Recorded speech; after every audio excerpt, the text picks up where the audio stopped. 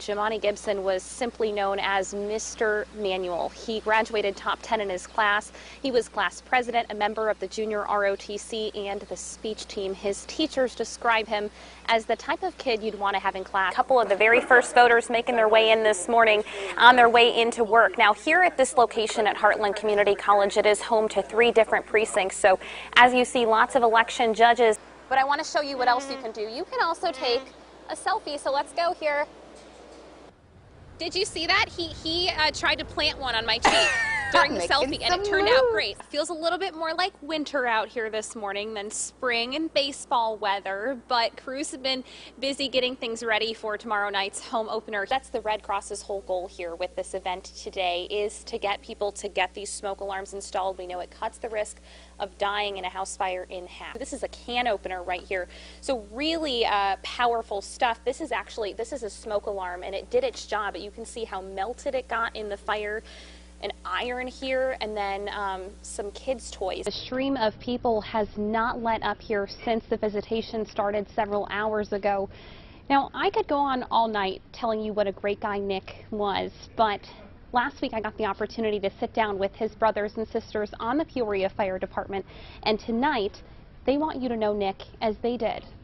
Paul Helmig has carried that 10-foot-tall cross through Pekin for 4 miles every year on Good Friday. It got very emotional, as you can understand, seeing the sight of this plastic bathtub that kept this family safe while the tornado rolled through last night. And the damage, just to give you an idea of how powerful this storm was, the damage actually extends all the way through the car. And gosh, it's hard not to feel like a kid again out here. And that's just really the magic of this event. But first, hundreds of homeowners in Galesburg are breathing a sigh of relief tonight. The city stepping in to help fix a problem with lead in the drinking water. Well, it is icy out there this morning, and we want to let you know that Olympia CUSD 16 has a 1-hour delay this morning. If you see a local business with one of these yellow pins in their window, you're looking at a member of the Peoria is My Headquarters movement. Now, even though nothing was found, the investigation is still ongoing, and the lockers here at Peoria High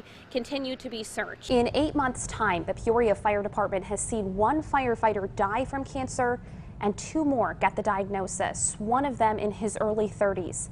I'm investigating this battle beyond the blaze and learning what's being done to make sure those who work to protect us go home safely to their families. When you meet certain people, you just know that their job chose them. I always wanted to be a fireman. Nick Reardon is one of those people. He's the type of guy that would give you the shirt off his back. So becoming a firefighter was the perfect fit. You know, we don't want anybody's house to be on fire, but if it is, we want to be the ones to put it out. And Nick has done that time and time again. Since high school, Nick has used that big heart of his, running into burning buildings to save people. That's until June, when something didn't feel right. So I went to see my doctor. He ordered a sonogram of my gallbladder. He thought maybe my gallbladder was acting up, and when they did the sono of my gallbladder is when they found the tumors on my liver. Neuroendocrine cancer, stage 4, and it had spread to Nick's liver. Kind of take you by surprise. His wife Sarah gave birth to their 3rd child 1 week after Nick started chemo. I would say 6 weeks' time we were completely fine, family of 4 with 1 on the way, mom's on bed rest, and then boom, cancer, chemo, treatment, scans, baby. We caught up with Nick this summer shortly after diagnosis, as his brothers on the Peoria Fire Department shaved their heads in his honor.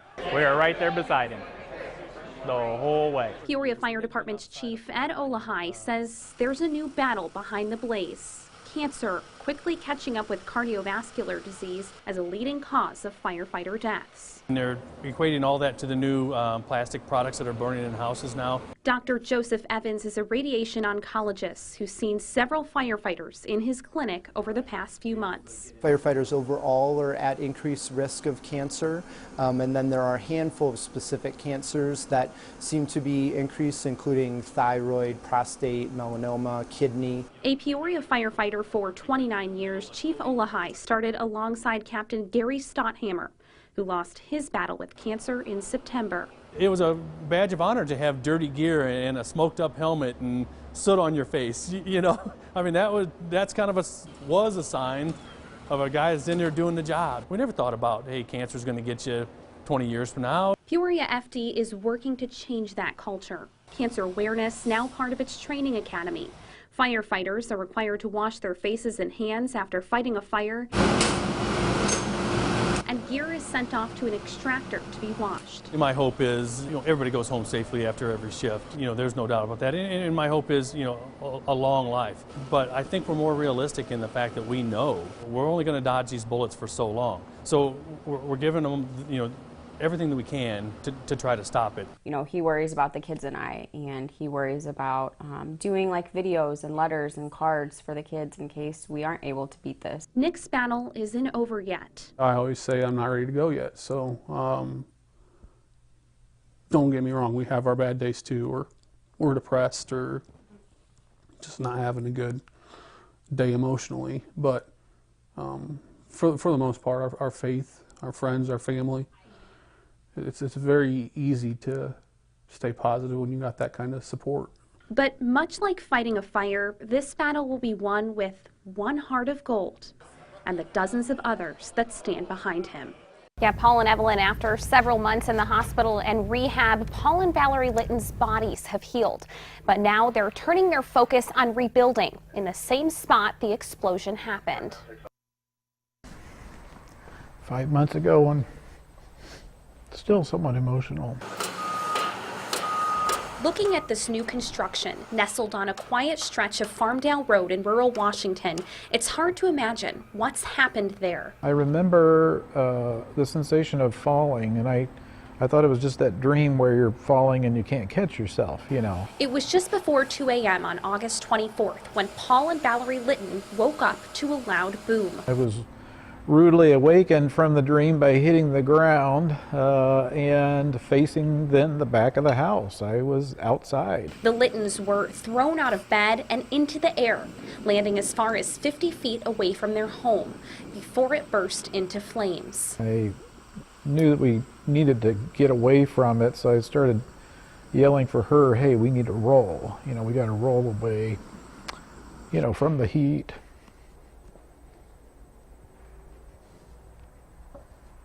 Sorry. The couple amazingly survived. Both had broken bones. Valerie had burns on up to 60% of her body.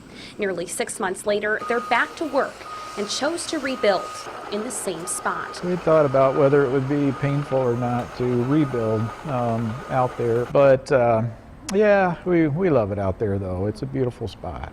A new place to build new memories, but the Littons say that night in August is one they'll never forget, and their story of survival will fill their new home with gratitude. We're just grateful and, just happy, that knowing that it could have been a lot worse. It's a busy morning at the Tazewell-Pekin 911 Dispatch Center, and Tigger is reporting for duty. He is our joy. Okay. He's our morale guy. His picture hangs on the wall of employees. He puts in the most time. He's here 24/7, 365. And he's making his rounds. From the moment you walk into the building, you're in Tigger's territory. A dispatcher's day is often stressful. They're the calm voice on the other end of the phone on some of callers' darkest days. Darcy Nitschke has been a dispatcher for 31 years. We're human beings and we take care of the situation, but we're humans. We hurt. And he senses that, I think, sometimes. And he comes up and it can totally make the difference in how you feel. He keeps everybody's spirits high here. Without Tigger, I don't know what the center would be like. TASCOM adopted Tigger in 2009 after his predecessor died. And they brought this little guy in, and it was like, well, nobody's going to replace our other cat. This one did, and then some. He's the guy. He is our guy. His heroes wear headphones, but theirs stands on 4 paws. Really, we rely on each other to get people through some of the situations that you go through in here. 9 lives that have impacted so many more. They get through the call, and then they'll look over, and then there he is, with his joy-bringing, morale-boosting ability that he brings to us. He's part of our family. Now, Tigger likes to jump up on the dispatcher's desks and lay on their lap, so the next time you call the dispatch center, you might just hear a purr or meow on the other end.